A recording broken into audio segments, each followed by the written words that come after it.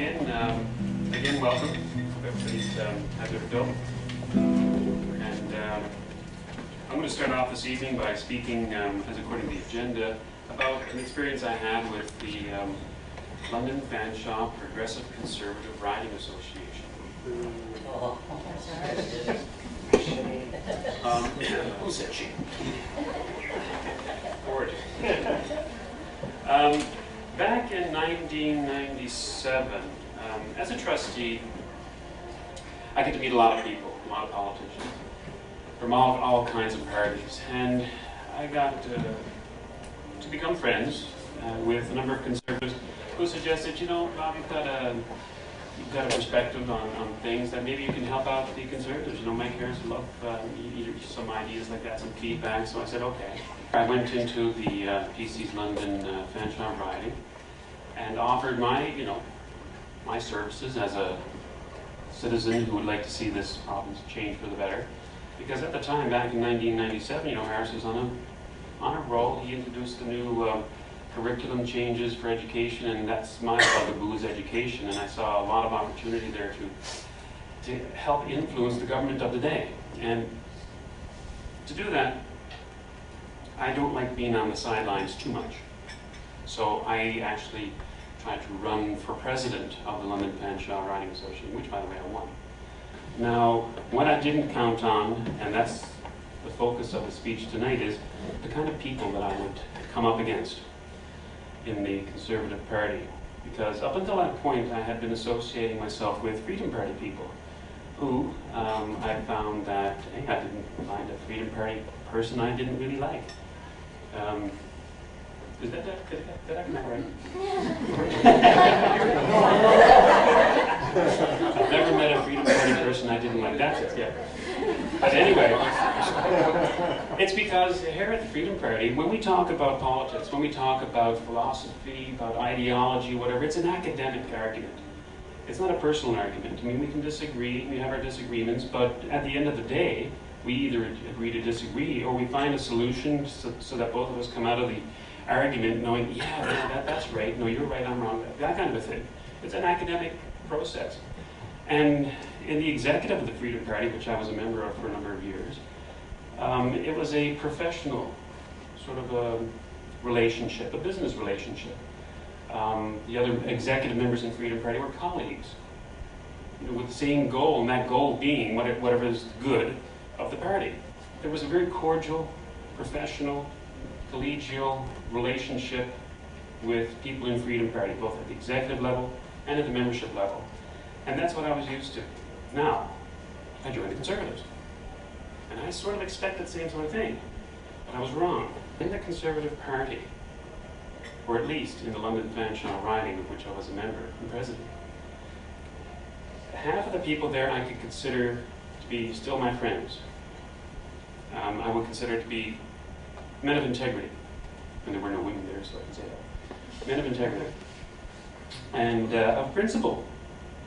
The other half, unfortunately, I can only use the words vindictive, childish, political, unprofessional, and a host of other unwords. And it became a backstabbing, mire of personalities, of conflicts, and I spent an entire year, that was my term as president, defending the fact that, hey, look, we had an election, I ran for president, so did you, I won, you didn't, now let's get over and get on with the business of the day. Wouldn't happen. They'd call a secret meeting, you know, they'd have votes and wait till I'm not there until they vote me out of president's office, and then of course I wouldn't resign, so we'd have another meeting, in which case my presidency is affirmed, and it just went on, and I just say, I'm not used to this. I'm not even at the school board. And if you know my opinion of how the people act at the school board, you know that that's pretty drastic. The lesson that I brought out of it, because I have since resigned from the Conservatives officially, and I have since, and of course I'm no longer, I feel good about it too. And but you know, it was a lesson learned, and I'm glad I did that, because when you're on the outside, you figure, well, you know, well, why don't I join the Conservatives? Why don't I get involved on that level? Because, you know, Freedom Party's got such a long road before it gets elected, and all the Conservatives over there, why can't I just get in there? The reason is the people. It's not just the ideology. It's not the philosophy. It's not the principles or the platform. It's the people. I don't want to be part of that ever again, because it was a very distasteful experience. And like I said before, there were a number of people there of integrity, and I still would call friends. But I'm telling you, the kind of people that principle-less philosophy or ideology attracts are not the kind of people that I would want anybody to associate with. In the Freedom Party, we have a party based on principles, based on respect, based on non-violence, based on trust, based on a civilized society. And that kind of a policy, that kind of a platform attracts that kind of a person. And I think that that's the kind of party I want to belong to. That's the kind of party that I can support forever. A party with no principles, with no sound ideology, that's not based on non-aggression, it's based on the use of force, it's based on taxation, it's based on whims, it's based on holes, it's based on solely getting elected for the sake of getting elected, is something to avoid at all costs. Please, take my advice and take it from me, who's been there. You're doing the right thing, especially by being here tonight, and I applaud you. And tonight we're going to be hearing from 13, 12, 11 candidates here tonight. People, like I said before, of integrity. They're people you want to associate with. They're people you can support. I'm going to ask Bob if he would please come up and introduce Mary Lou.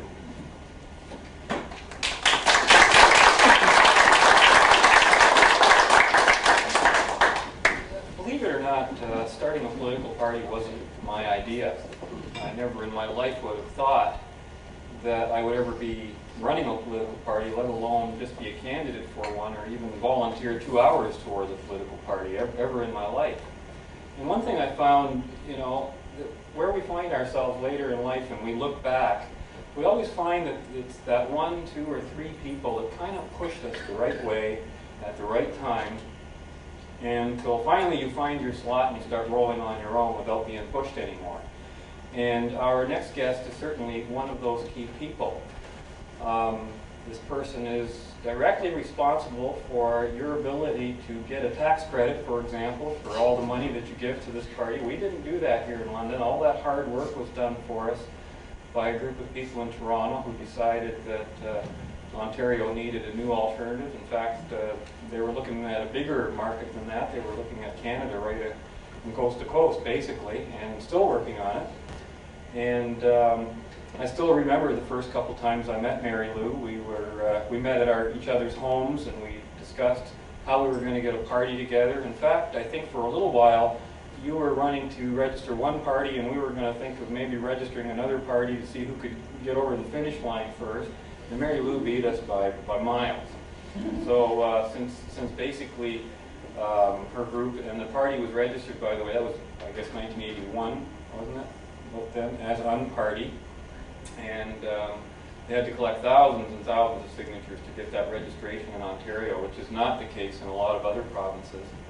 But together with that and establishing a basic statement of principles, and a lot of the philosophy that we are espousing today was basically handed to us by Mary Lou when she decided to go other ways with her life, and we decided to take on the task of keeping the party going here from the London area and then expanding out slowly again into the provincial sphere.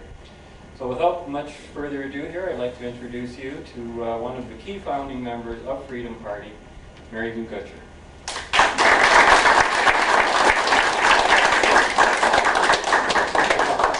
And Mary Lou likes to hug a lot, too. Hi, everybody. Good to see you again. How many of you know that there's a movie called Ayn Rand, A Sense of Life? And how many of you know that it was nominated for an Academy Award as Best Documentary for 1998? Okay, not all of you do. but you all know who Ayn Rand is, don't you? So yes, it's you. My mother. Or was she my father? I can't remember. Actual father. And last year, Barbara Brandon's book, The Passion of Ayn Rand, was made into a movie. And the premiere, the television premiere, because the production is owned by Showtime, is on tomorrow night at 8 o'clock on the Showtime channel. Now, I have to tell you, Showtime is not Showcase, which is the one that you get with your cable. So you have to have a satellite dish in order to pick up Showtime. But I've found 2 people in my family that have them, so I'm going to tape it and get it taped down to Robert so that we can get copies to you or have an evening where you can see it too. But I was fortunate to be able to host Barbara Brandon, who's the author of the book. She stayed with me in Toronto when the movie was being made, filmed, and I had a chance to meet Peter Fonda and Helen Mirren and the other stars, and to actually be on the set while the film was being made. So it's going to be an absolute thrill for me to watch this on television, because it sure looks different from standing watching how it's done than it does on the screen. And there are other good news things too. But I wanted to go back to what Robert was saying about the starting of the Unparty. Next February 2000, will be the 20th anniversary of the founding of the party. And when we founded it, we called it the Unparty. And it took 36,000 signatures to get the party registered as an official party. And that means that not only are your donations tax creditable, but also you're allowed to put the name of the party on the ballot when you run candidates, which is very important for the consistency. And we all know that this is a battle of ideas. So those of us who are in the room here, who keep coming back year after year, who keep bringing one more person, 2 more persons, 1 more candidate, 2 more candidates, 5 more signatures, 1 more volunteer, 2 more memberships. That's what this is all about. It's building a field of ideas that will catch on and become so widespread that you won't even have to worry about getting elected, because people will act according to their conscience. And back when Robert was just saying that I decided to go off and do other things. I actually started my own business back a few years ago, actually in 1984. But when we were going to stop actively working in the Unparty, I was sort of the last one of the first 4 people in Toronto that started the party. I was the last one hanging on because everyone else had started to go off and do their own things. Bob and Mark Emery and I sat down, and those of you who know Mark know what a sharp businessman he is. So he knew he had something to sell. I had something to sell. And what he had to sell was the commitment between himself and Bob to continue the party forever and to build it over the years. And what I had to sell was the registration so that everybody's donations could be tax creditable, because they knew they didn't want to pound the streets for 36,000 more signatures. So we struck a deal. And I'm so thrilled that the commitment has been there all this time, and that all of you picked up on that same commitment too. It really warms my heart to come to these meetings and to see you and meet you. And I guess just to close, I want to repeat that that this whole thing is a battle of ideas. So we want to go out there and we want to fight the election, and we not only want to win votes, we want to win minds. Thank you.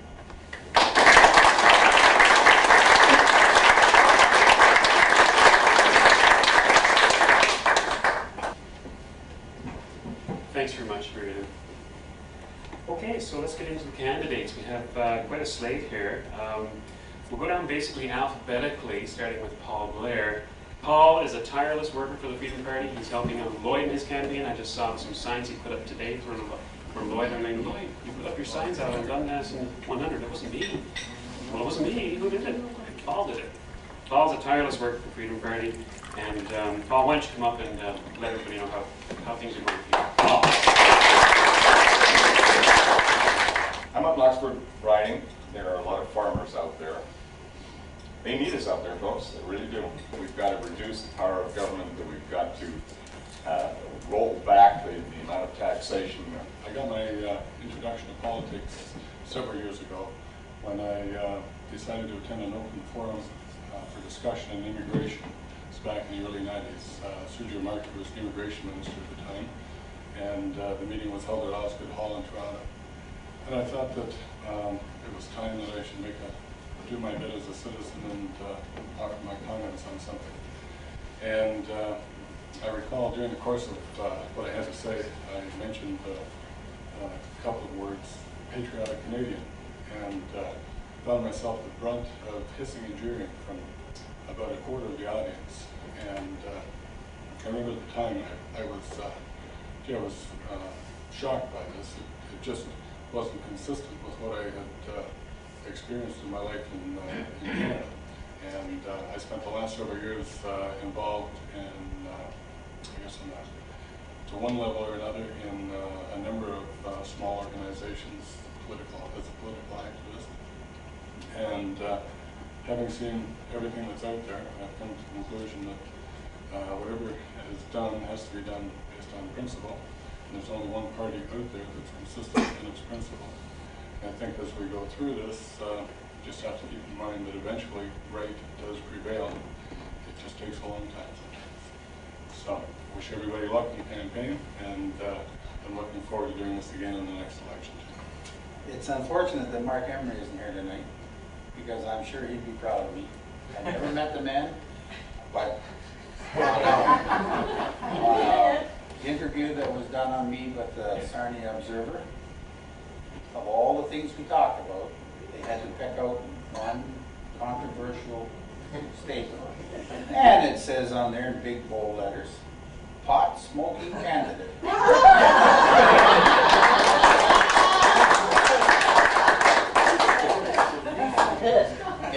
In the midst of us talking, I mentioned that I thought marijuana should be legalized. It's been around long before any of us were even thought of being born. So he asked me, he says, have you ever tried it? And I said, yeah, I've tried it. Oh, you're admitting it? I said, why not? So that's what he picked out. Well, never mind, I raised 3 happy, well-adjusted daughters with families. Never mind, I'm a successful businessman. Never mind, I'm a fed-up taxpayer. Just pot smoking. So it showed me that the media is still biased and still in support of the 3 major parties, which makes me madder than I was before I got started. I said, just put one of us in there. That's all you need, one of us. And if it's me, it'll be a butt kicker. That's what you need. The next candidate, Paul McKeevers, represents the Toronto Centre Rosedale riding. And we should congratulate Paul because just last week, I think it was, he had his 2nd son. So congratulations, Paul. And I'm mistaken when I said that Vaughan Burns represented the centre of the universe. Toronto Centre Rosedale candidate. Paul McKeevers, no. I certainly think Toronto Centre Rosedale likes to think it's the centre of the universe. I have 3 minutes, and so I thought maybe there'd be 3 things I'd say. They don't really flow together, but I think they're all relevant. So you can tell me if I'm wrong. First thing is, first thing that happened when I came in the door here, 2 or 3 people on 2 or 3 different conversations asked me, "How's your campaign going?" And I was sort of at a loss. I really don't know how to know, and maybe I shouldn't know until election night when the votes actually come in. But then I just sitting at the table there, I remembered one thing I always try to remember in marketing too, because I've been a law practice. Loved or hated, never ignored. Rips out 10 of your signs on a street, somebody hates you. That means somebody's afraid of you. So I say things are going well.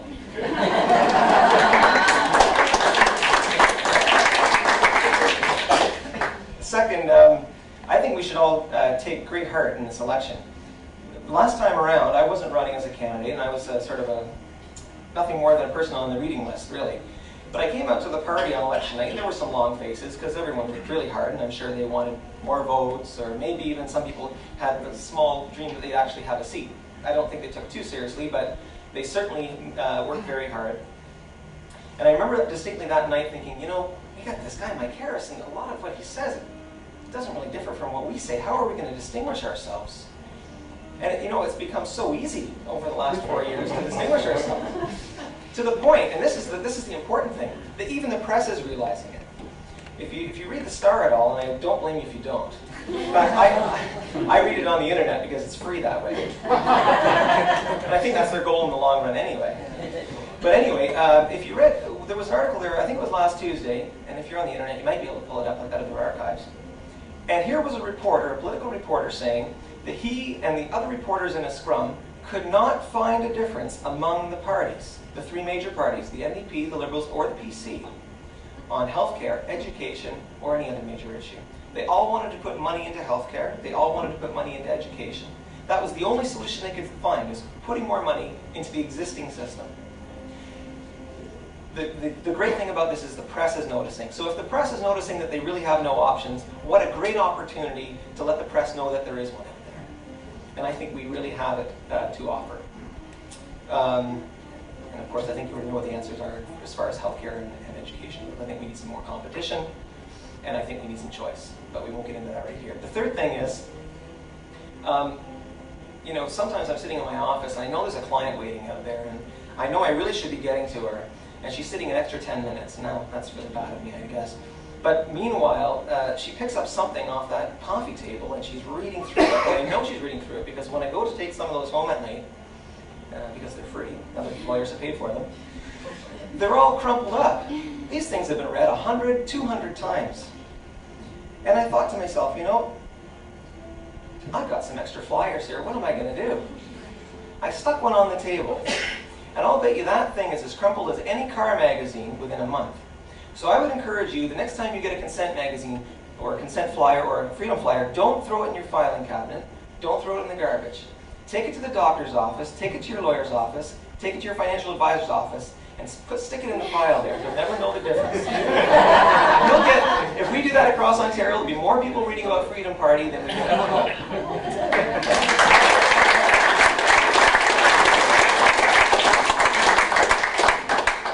Thanks very much, Bob. Our next speaker, I was mistaken, I think, when I said that Bob might have been the, no, I wasn't mistaken. Bob is the spirit of the party. But Ray Monteith is the life of the party.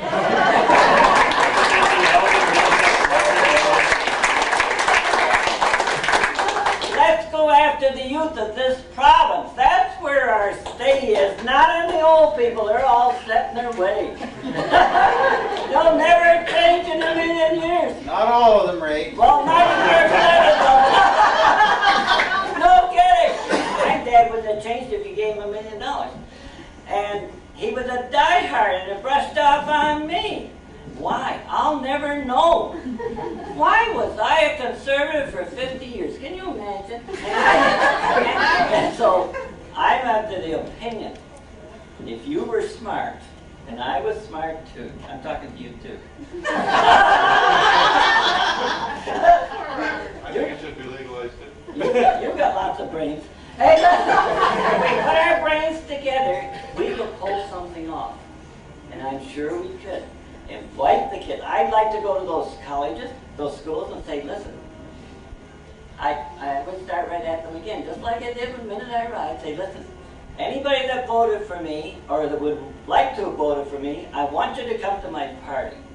I want to introduce you to the Freedom Party, because this is going to be your mainstay for the rest of your life. Our next candidate represents Freedom Party in the campaign for Halliburton Victoria Broad, a newcomer to the Freedom Party, I believe, and just met him for the first time tonight, but I already know that I'm going to elect him as his Freedom Party. Charles Alito. Charles.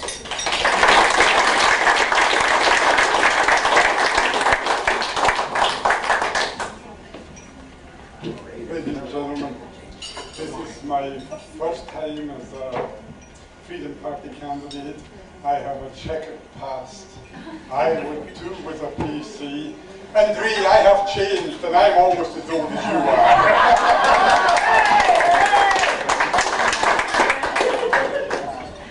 I'm glad to be here. I'm glad to meet you people. And I think I found something that is substantial that I can really hang on to, and I say thank you very much to all of you.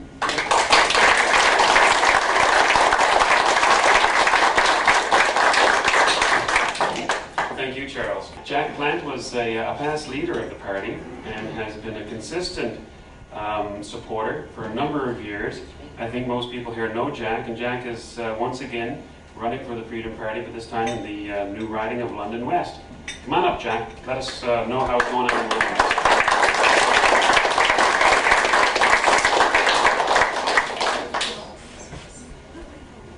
Oh God, that's all. As usual, I'm at a loss for words. I like what Ray's talking about too, about the youth. One of the things that's been really rewarding in this election, and Bob was there a couple of times, and some all candidates with me, was having the kids come up to us after the school meetings and their eyes are just big. You know, Bob was telling me one student asked, was it Marion Boyd? Was asking Marion Boyd a question or something, I think, but before he asked it, he said, I just want to tell Mr. Metz, I think your party's really cool. Yeah, and we got that from the kids, you know, that they hadn't heard these ideas before they come to you. Their eyes are just wide and starry, and they're just firing questions at you, and you're sitting there and answering them. It was just great.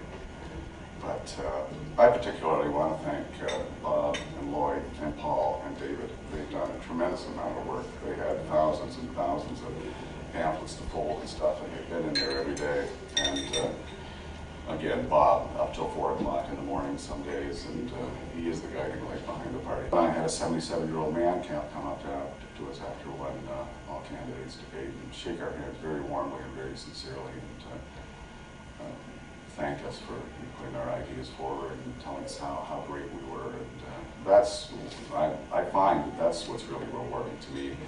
The thing is, when I joined the party, it was like, I was just blown away. Just discovered Ayn Rand and turned me around 180 degrees in a lot of things. And it was like, yeah, let's go for it. And you turn around to the masses, and it's like, yeah, come on, everybody. We're going, wagons ho, eh? And then it's like, whoa. You know? Because I was of the idea, like I'm sure some of the candidates here are some of the people that discovered Freedom Party, that when people hear these ideas, they'll just, hey, this is it. This is the solution. We'll all go for it now. It just hasn't worked that way. You know, I always get afraid when we get new candidates that, like when I came on board, you know, you expect if you run for the Conservatives, you've got a huge organization behind you. We don't have that at Freedom Party. But thanks to Bob, we've been building year after year after year. It's getting better all the time. I'm very proud to run for the Freedom Party because it's a party of principle, and we're the only party that stands for individual rights up there. My last statement I make when I close off is a quote by Lord Acton, where I said that liberty is not the means to a higher political end, but it is itself the highest political end. And I think that's what the Freedom Party stands for. And I believe we would restore the liberty for Ontarians, and I hope that people in my constituency, you know, at least I hope I beat out the communist.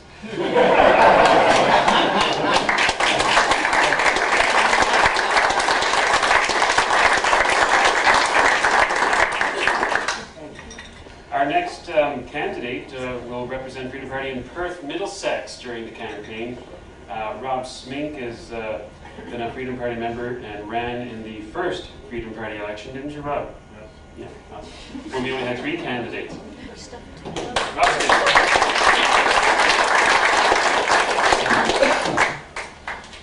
Thank you. I'd like to welcome everybody tonight, and thank you all for coming.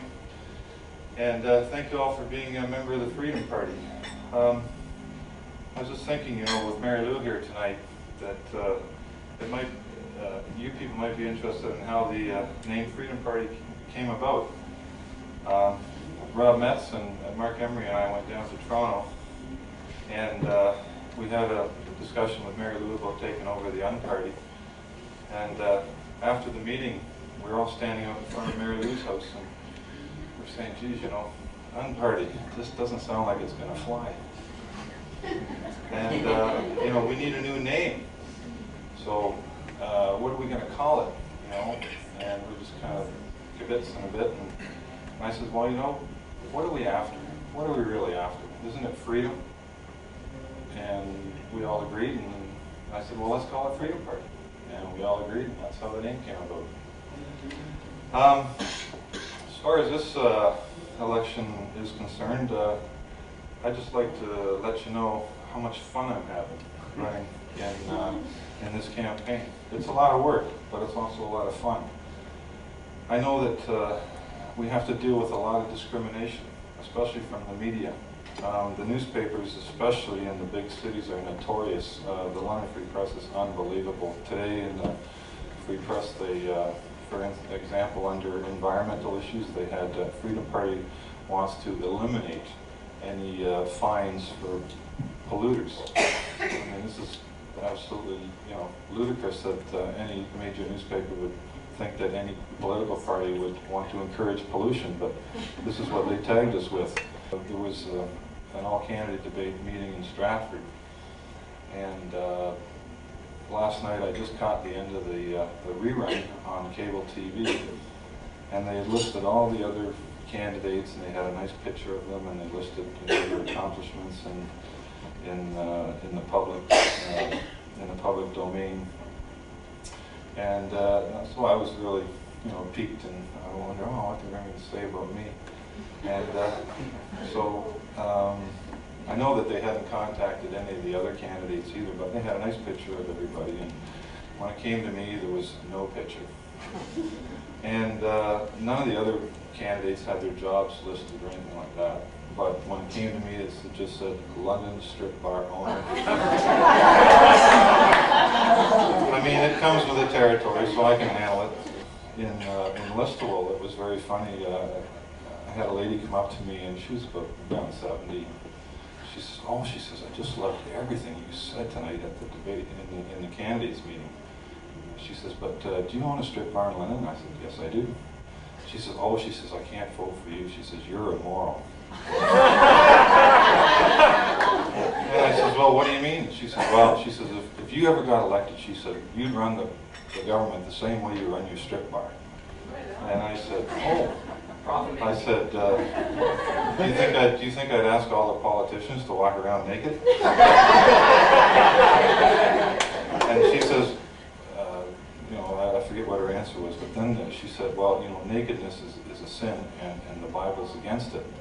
And I said, tell me where in the Bible that it's against nakedness. And her husband pipes up and he says, what about Noah? And I said, well, what about Noah? And he says, do you remember in the Bible where Noah, what's the word? Not prosecuted, but punished Noah's son for making fun of his father when he was lying on the floor naked. And I said, no, I don't. But I said, it sounds to me like Noah was punishing the son for making fun of his father, not punishing Noah for being naked. So he kind of thought about that and kind of went off on another tangent.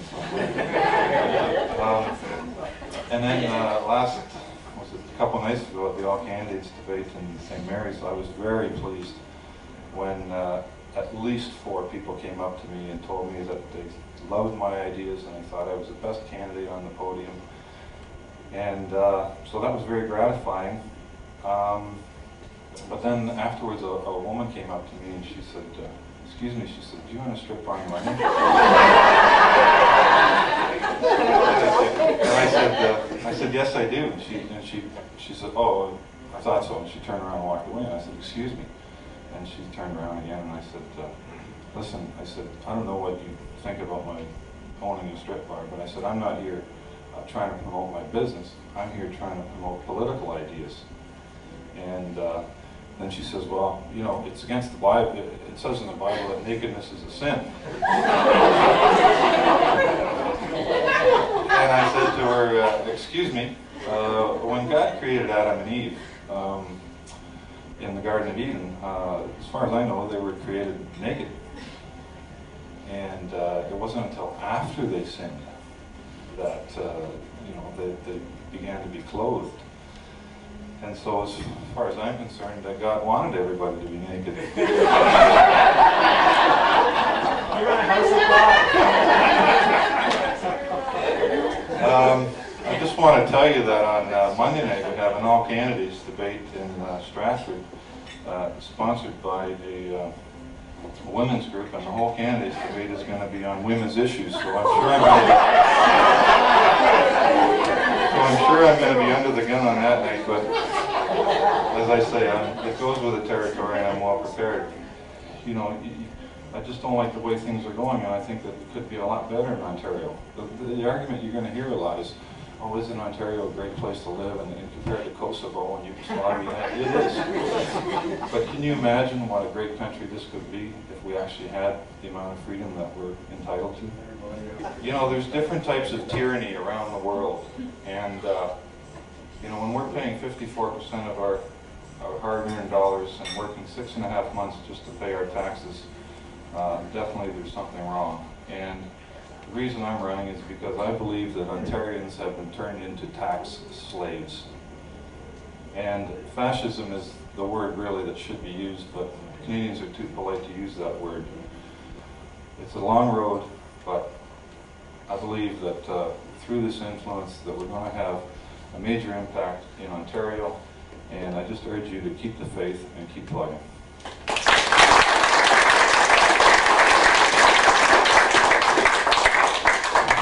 Thanks very much, Rob. Rob mentioned how one person can influence others, and we talked about the example of the politician. Not many people here probably know that Rob is also responsible for another bit of influence. Back around 89, 90, I think it was, Gorbachev came to Ottawa, tour of Canada. And Rob actually, now this is true, Rob went to Ottawa specifically to hand Mr. Gorbachev a book of Ayn Rand's Capitalism, the Unknown Ideal, which he did. He handed Mr. Gorbachev Capitalism, the Unknown Ideal. 3 or 4 months later, the curtain fell. That's true. There you go, Rob. Wasn't great. So that basically sums up the candidates, except for 2 more special candidates. Robert Metz is running in London North Centre, and it took quite a while actually to convince Bob to run, because he was very influential in the City of London. People who are not from London may not know that he's on a regular Wednesday 11 a.m. show on the radio called Left, Right, Centre. It's an hour-long show, and that Bob's ideas are out there. He's becoming a household name somewhat in London.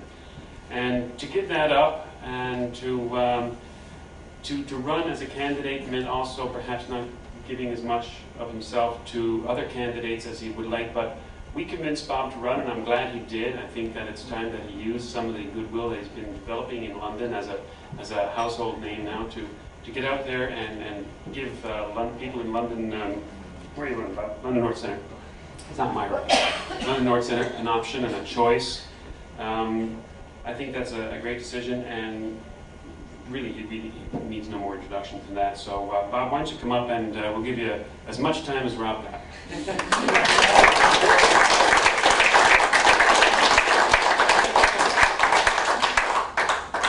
I'm kind of speaking on 2 levels here, both as a candidate and as a campaign organizer.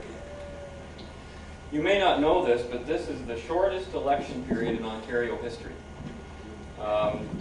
Calling it electoral reform, Mike Harris and the Tories shortened the period to 28 days, which I know a lot of voters really appreciate, because they want to get those elections over with quick, put them behind them, and don't have to worry about them anymore. But from an organizational point of view, it presents incredible logistics problems that we, hadn't really dawned upon us until you see that time frame. The writ was dropped on May the 5th. That's when Harris called the election. By May the 7th, I had to have the dinner invitations out to have this dinner, and it had to be done within 3 weeks or the election would be all over this Thursday. Now, during that period of time, you don't even have enough time for Canada Post to turn over 1 mailing, or to get your candidates registered, or to get your printers to get things printed and ready, or to get all the signs ready and get the distribution out so that by the time nominations close, which was May 20th, then you can get underway with your campaign. So in effect, this is a 2-week campaign. After May the 20th, no one else could enter the race, and by June the 3rd, 2 weeks later, the campaign's over. It's a new record. So we've learned that the future election, the next election, we're going to have to start campaigning for it starting this September. And I'm not kidding you, that's the goal of this election. That's what we're setting ourselves up to do. This campaign, even though there are fewer ridings in the province of Ontario as well, they're down to 103 from 130, our candidates went up from 12 to 14, even though it would have been a greater rise had the number of ridings, especially in southern Ontario, remained the same. We actually got up to about 16 or 17 candidates. We had one have to step down because of a death in the family. David Pengelly here was just all set and ready to run in one of the Toronto ridings, but because he's been working outside the country for a few months, he realized that that was going to threaten his taxability of his U.S. income as well as his residency requirements to run as a candidate, so we had to pull him out at the last minute. But David, I'm very glad that you did not run. Your service to us here in London was invaluable. David did things like I mean, you finally see what it's like down at the Freedom Party office. David did everything from answering the phone, stuffing mail, taking literature up to Charles way up there and Victoria Halliburton. I certainly have to thank my right-hand man as well here, Paul Blair, who without him none of this would have happened. Paul, you did so many things for us, and on top of that, running as a candidate in Oxford. I know you're tired. We were both tired sitting up there till 2, 3 o'clock in the morning getting the literature ready, which I want to tell you about in a moment. I also want to thank Robert Vaughan and my daughter Danielle, who subbed for me on my show Left, Right, and Center while I have not been on the air during that period of time. I won't be back until after the election, and then I'm going to have a few things to tell the folks in London, I'll tell you. That was the basic thing. Now, we had some goals set for ourselves this election. And there were 2 that we did not achieve. And I'll tell you that right from the start because of the time situation. One of the things we wanted to do before the election was to have a candidate and membership workshop so that we could spend a weekend and get to work on our philosophy and work on ways of presenting it and working on party history and things like that. We're still going to do that. Even though the election has gone by, we're going to continue with that. It will be coming on later this year. But just because the election's now, we are going into the next election right away. Another thing we didn't get quite developed, but that will carry on despite everything else, is that we didn't have time to assimilate all of the responses that we got from our members to sharpen up our platform. We actually had to run with the members draft platform that you saw in the last, that we sent out in January, February, and which is now online on the internet. By the way, our internet site is getting upwards of 2.5 million steady hits a year, which is just phenomenal, the amount of traffic on there. That means every day people are downloading about 5,000 to 6,000 articles a day from our website. So this is a tremendous thing for us. But basically, those are the only 2 things that we haven't accomplished yet. We still intend to do them, it's just that we couldn't get them into the time frame. Everything else has worked out incredibly well for us. This is certainly from a financial point of view, this is an election we're going to be coming out with money in the bank. We're going to be coming out of this election with future resources already ready for the next election, including signs, which I'm already having done for the next election and getting them pre-ready because of the support we got from this one. I basically told all of our candidates before the election, or not told, but encouraged them to try not to spend more than $1,000 per riding to make sure that you use that $1,000 to its best use, because you're just opening the door for us. And what we're going to do starting this September is start to blanket all of the ridings where we have been running candidates with generic literature. And this is basically the heart and soul of our campaign, and it's this little thing right here. It's called a postpaid card. And what we've done is everybody's piece of literature is basically our invitation piece that you've already seen. For example, here's one of Wayne Simmons, one of Silvio Ursa Marzo, who couldn't be with us tonight, one of Lloyd Walker, party leader. And the key to these is, by the way, if you notice our literature, nowhere on it does it say vote. It doesn't even say vote for anybody. It just says Lloyd Walker for a better Ontario, or Rob Smink for a better Ontario. But the key to this is this postpaid card that is inside this. Our piece of literature is an invitation to find out more about Freedom Party. It is totally contact information. We want people to write to us. We want them to visit us. We want them to phone us. We want them to email us. We want them to visit our website. We want them to find out more about Freedom Party because that's the way we're going to find and get more members for future elections. Already, these cards are pouring into the office. Tomorrow I'm going to be spending my whole day responding just to the new inquiries we've gotten in the last few days after I just spent last weekend doing the same thing. And I'm really going to be flooded next week because this is the weekend that 3 of our ridings in particular where we've really poured in a lot of literature. One is yours, Rob. The other one is Paul's. And the third one is Charles is over there. Between the 3 of them are putting out 55,000 pieces of literature that are all going out right now. And we'll get that all in a flood. This is something we learned very early on that the postpaid card option worked. That's how we established our first mailing list. And basically we're using Canada Post to deliver these at a certain rate depending on how many thousand you put out. And this is our moneymaker, our bread and butter that comes in, and it is through this source that we get most of our members and supporters over a long period of time. So we found that what works best, we should do it again. We're going to continue doing it, and we'll be doing it between elections. There's already been some comment on top of that on the role we have in actually influencing the ideas and what is going on in the various campaigns. I have to tell you, for me, I didn't run in the last election, eventually. I ran in the one before for Freedom Party. And I guess my first elections were baptisms, and this latest election was a confirmation for me. And that was that I just could not believe how much the same the major 3 parties still are. You know, after hearing all this talk about the PCs cutting taxes, you know, you find that the only reason they're cutting taxes is because it creates more money for the government. It's not because they care about the citizen, but because they know that by cutting those taxes, they have more money to spend on social programs.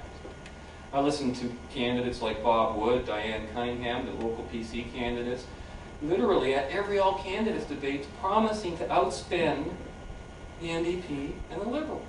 And then the NDP and Liberals are promising to outspend them. Because Freedom Party was in the campaign this time, we got them to admit and to commit to not wanting to support choice in education, to not wanting to support any opting out of the health care, to not wanting any freedom of choice in our welfare system. They actually went out of their way to commit to these things. So when I hear this thing coming from these parties, it really distresses me that there are so many people who are going to vote for Harris because they think they're going to get something different from the Liberals and the New Democrats. And it may look like that right now on the surface, but I guarantee you it's going to be the same thing. Next election, as I told everyone, and everyone agreed, even my fellow candidates, we're going to be back here next election talking about underfunding of the school system, underfunding of the healthcare system, not enough money to go around for the welfare system. These things are guaranteed. They're going to be here next election. They were the last election. They were the election before that. They were the election before that. They were the election before that. Nothing's changed. The only thing that's changed is that our taxes keep going up, our deficits keep going up, our debts keep going up, and no one has any answers. And nobody wants to see any answers. The denial is incredible. I can be at an all-candidates debate where I give an answer and people, you can see, they understand the answer. They know that's the answer. And then the next questioner gets up as though they never heard anything, and they just carry on asking candidates who really have no business answering questions like that. We went to a candidates debate the other night with the nurses, the Registered Nurses Association down at the library, and the kind of questions they were asking were nothing short of surgical questions, asking us how to perform surgery. You know, what would you do about this patient in this situation on this operating table? And I'm trying to tell these folks I'm not running to be a doctor. I'm not running to be for the Board of Education, you know. They want to know every little nuance and detail about how every little aspect of a government-run business is going to be run. And I listen to all my fellow candidates trying to answer these questions as though they could possibly seriously do something about it. You know, you just don't have that kind of control. I had to tell the teachers the other night that, listen, what you do with your money after you have it is up to you. You cannot be talking to people in Queen's Park and expecting them to run your schools right down to the last letter of how many textbooks you have in this classroom and how many students you're allowed to have in this school. This is just folly from this outset. I had to tell voters, unlike all the other parties, voters would call in, what I call, not really voters, but staged voters would call in to ask their favorite party a leading question. And what they do, they're all asking for money, every one of them. And every party, liberal, conservative, and NDP alike, promises them everything. And then the question comes to me, and I tell that person, I say, listen, if you're expecting more from government, you're bound to be disappointed after this election. There's just no other way you can be, because you're not going to get what you want. As long as you keep asking for more from government, you're going to continue to be disappointed. And that, you know, and then I'll offer them a solution. If it's about education, I tell them, listen, if you could direct your education taxes to the school of your choice, you wouldn't have to ask me whether you think that the liberal arts department in your school is going to survive. Because if a lot of people take liberal arts, then it will survive. It's as simple as that. And so we get a lot of this kind of resistance out there. It comes, and another issue, you know, we not only have the public to fight and our fellow candidates to fight, but the media is now always very helpful as well. You know, Rob already mentioned today's London Free Press piece, which is one of the most important pieces in this area, the Election 99 summary piece that they put out. Well, we opened it up this morning and we were shocked to find out, for example, that Jack Plant, you know, it says here, Jack Plant did not respond to Free Press questionnaire, and they put no comments under his picture. Ray Monteith, under yours, they said that you did not respond. You were the first one to have yours in. Jack was the second one. You know, they've been losing our photographs, calling us in and having photos taken, and we find out later that they're printing the photo we took to them in the first place. They interviewed me one night for about an hour, the night before an election, about all the candidates we had running, and then they run an article the next morning saying that there's only 3 candidates in this riding, even though they know that we're there, and they've already run a story telling people we're there. They misrepresented a lot of parts of our platform in this summary here in the center. Like, we all flipped out when we found out that we weren't going to find polluters. That was a new one. It's just amazing what we have to put up with. And then there are other areas, particularly in the rural areas, and we found that with our candidate in Sarnia, where we're new to this time, with Andrew Falvey, who has just been getting incredible press. That paper actually did one of their major editorials on Freedom Party and on the candidates and the possible effect that we could have on the election. You're going to see all this stuff in the upcoming summer edition of Freedom Flyer that you'll be seeing coming up this summer. Basically, this summer I want to take it a little bit easier, and we're going to go back to some of our regular campaigns. Most of our political stuff will start again in the fall. The next dinner we're going to have will be the Elijah Eliav case again. We're going to get back at the human rights issue and start raising funds for Mr. Eliav. And Peter, I know you're going to be part of that. We're going to have a dinner in either late September or early October where we're going to be telling Mr. Eliav's story to the community. I'll be writing the lead story for Scene magazine here in town, who's already agreed to do a story on it in advance of our own activity on it. And I think it's going to be one of those stories that's going to put us in the papers coast to coast, because this is just a scandal. This should be on 60 Minutes or W5 or a show like that. So anyways, these are just a few of the things that I've gone through this election.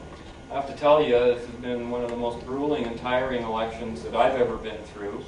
The time period has just, if you ever saw, you know, what should be a 3-month period squeezed into 2 weeks, this is it. Normally, even putting on a dinner like this, you need 3 to 7 weeks at least, just for a lead time to get enough people to turn over, and we had to do this in 3 weeks. That's usually a full-time job in itself, let alone registering candidates, let alone running a campaign, let alone dealing with the media. Were it not for Paul and David and Robert and Danielle and all the folks here in London who helped out, Gordon Carroll, who took stuff home to put those cards in that literature, which is so vitally important to us. We're going to see the payoff this summer, folks. This has been a good election for us. We met our organizational targets, we met our money targets, exceeded them in fact, and we've got something in the kitty now to take into the next electoral season with us, and I think we're going to see a greater impact in the future. And for that, I have all of you to thank. Thanks very much.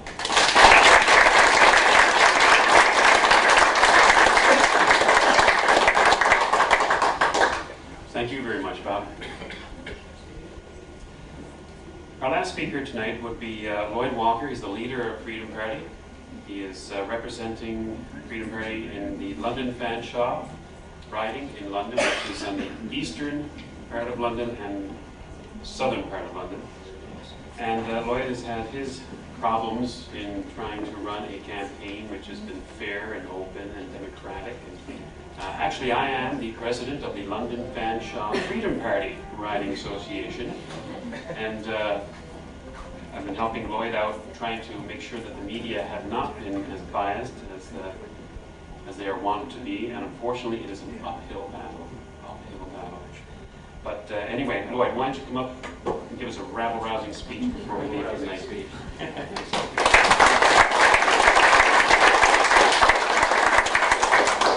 I don't know about a rabble-rousing speech unless you're the rabble. Larry, looking at this election and listening to the candidates has been very nice, but I've got kind of this image that I think I'm going to take away with me. I just have this picture of Rob Smith walking into a debate on women's issues, followed by a bunch of strippers with signs.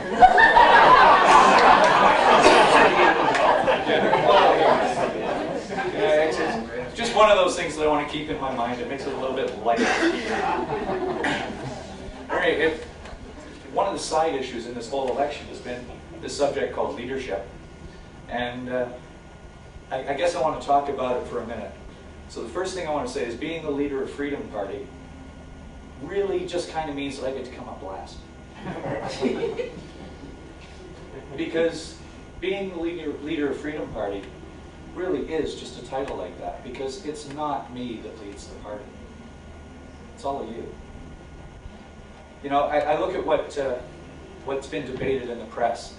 Harris, McGuinty, and Hampton talking about who's got the leadership. All they're talking about is who's going to handle the power. They're not talking about leadership, they're talking about power. That's all it's about.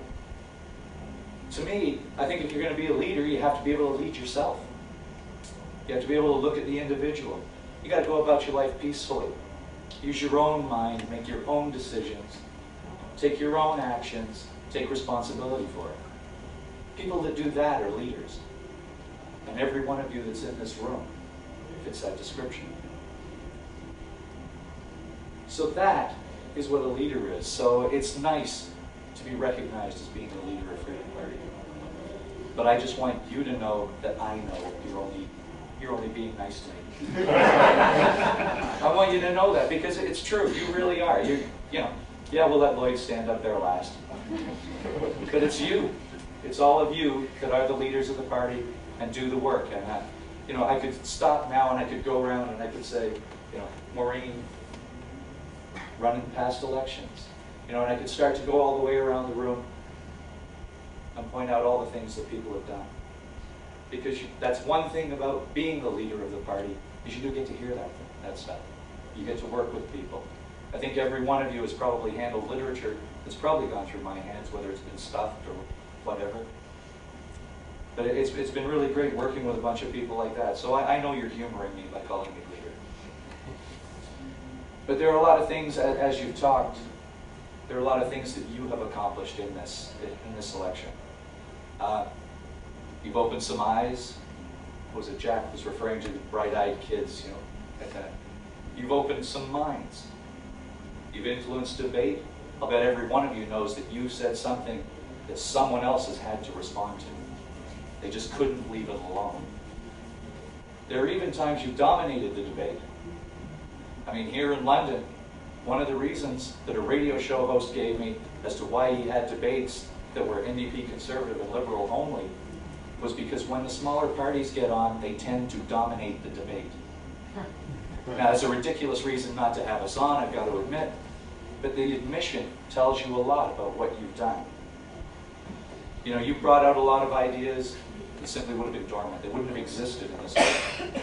Every one of you knows that. The candidates, past and present, all know that you've done that. You've also shown one other thing, and I hope people here will take it away with them, and that's that the people that have stood up and done this have shown a courage in their convictions that not everyone wants to do. I've got to admit, I don't know that I really want to be a candidate. But you got to do it. You got to stand up for what you believe in. And those of you that have stood up, you've shown a great deal of courage, and you've demonstrated to other people that it can be done. You know, it's funny because in the debates with the children, with people in high schools, you know, and they kind of say, why are you doing this? You know when you go to the polls you're going to get beat up. And when you start talking and telling them how important it is to believe in something and stick with it, you don't quit. Because every one of us has been kicked by the media. Every one of us is going to feel it a bit at the polls. You know, we'd all like to do better. We all, I think, in our hearts have that little thing that says, maybe they'll come to their senses the night before. You know, you know what the polls are, but you know, there's that part of you that says, yeah, I hope something happens. So we're all going to feel that, but you don't give up. That's another part of the leadership that people have in their lives. You've also provided a service to your communities. You've provided them with an alternative, a way for them to say something positive. The one thing I found in talking to people from all the newer parties, the other ones being, of course, the older parties, the newer parties are all saying, vote for something. They encourage people to vote for something, and we encourage people to vote for something. And that's because we believe we have something to offer. We have more to offer than not being Mike Harris, or not being Dalton McGuinty, or not being Howard Hampton. We have all those, we've done all those things. You know, we've worked, we've distributed literature, we've made people stop and think, we've defined issues, we've done all that. And I'm going to tell you now on January 4th, or January, this would be June 4th, I think. No, on June 4th. The day after, you're going to kind of feel it a bit, because you're going to say, well, I did all that work, and what did I accomplish? You know that you've accomplished a lot of the work you've done. There's no question about that. All the things I just talked about, you've heard candidates talking, saying, it's been fun, and it is. It's also been a lot of hard work. But there's one thing that you probably won't get on June 4th. And so, as a person that lives in Ontario and votes in Ontario, I'm going to try to stand up for all of those people and just say the thing that they need to say to you, and that is thank you. You should be very, very proud of what you've done, the work you put in, and the choices you've given people. Thank you very much.